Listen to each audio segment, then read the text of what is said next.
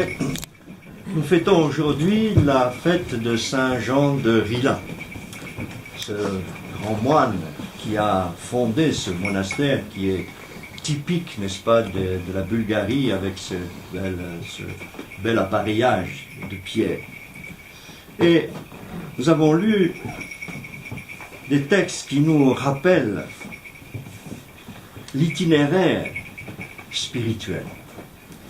En effet, sans la douceur, sans la paix intérieure, sans cette écoute de la parole de Dieu, comme nous le rappelait le Seigneur, écoutez la parole. Sans cette écoute, eh bien, nos chemins sont chaotiques, n'est-ce pas?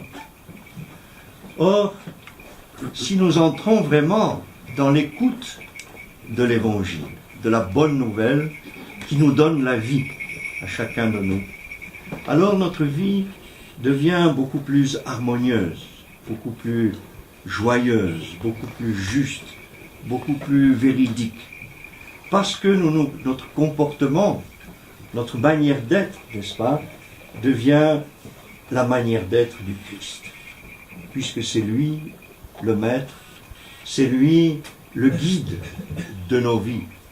C'est la lumière qui accompagne toute notre existence, n'est-ce pas, sur le chemin de la vie que chacun d'entre nous suivons, selon la providence où nous sommes placés, n'est-ce pas, chacun d'entre nous. Et alors cette expérience, Saint Jean de Rila l'a vécue aussi dans le cadre de sa vie ascétique, de sa vie monastique, de sa vie spirituelle. Et il est devenu une lumière, devenu un signe. Tous les saints sont des signes comme ça, des lumières qui nous accompagnent, et qui nous transmettent, n'est-ce pas, cette joie et cette espérance que notre vie a du sens. Notre vie a du sens, mais si nous ouvrons l'espace de notre cœur, n'est-ce pas, si nous l'ouvrons à la venue de l'Esprit. Si l'Esprit, si à la venue de Dieu, à la venue du Père, du Fils et du Saint-Esprit, comme nous dit Saint Paul, devenait ce temple qui est une louange permanente, n'est-ce pas, de Dieu dans nos vies.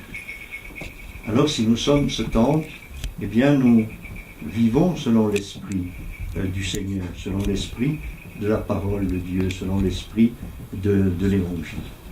Et c'est ce que les saints nous rappellent toujours, nous invitent constamment, à travers leurs paroles, à travers leurs écrits, eh bien ils nous invitent à replacer toujours au centre de notre vie le Christ, la parole de Dieu et la prière, ainsi que la vie liturgique de notre communauté, de la communauté que nous formons autour de l'autel.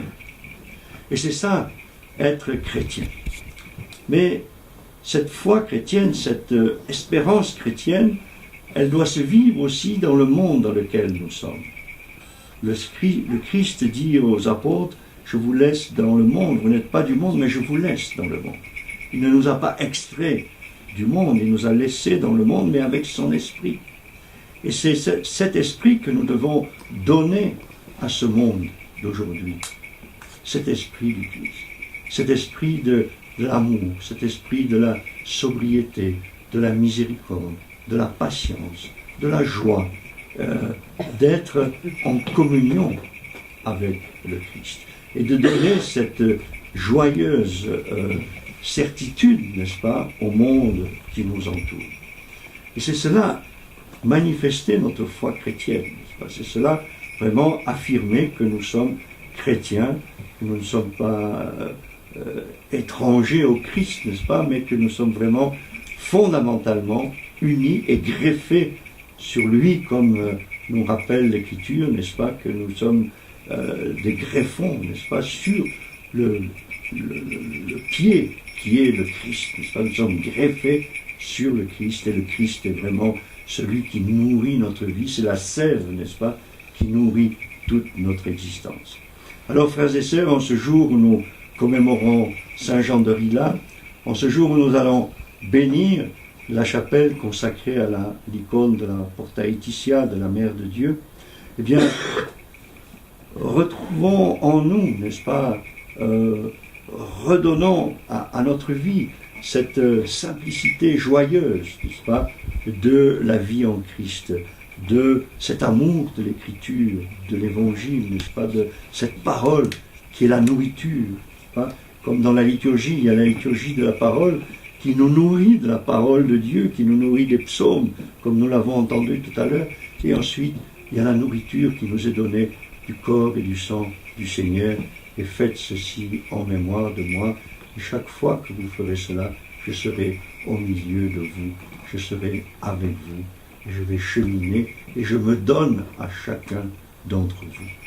Alors, frères et sœurs, essayons de vivre cette liturgie et cet amour qui nous unit les uns aux autres dans cette paix et cette sérénité du Christ, et dans ce combat aussi que nous devons mener chacun d'entre nous, n'est-ce pas? Nous ne sommes pas des saints, nous sommes des êtres qui portons notre vie, mais nous la portons avec joie, nous la portons avec conscience, nous la portons avec cette certitude que le Christ est avec nous, que le ressuscité est le vivant, n'est-ce pas, qui habite le temple que nous sommes. Amen.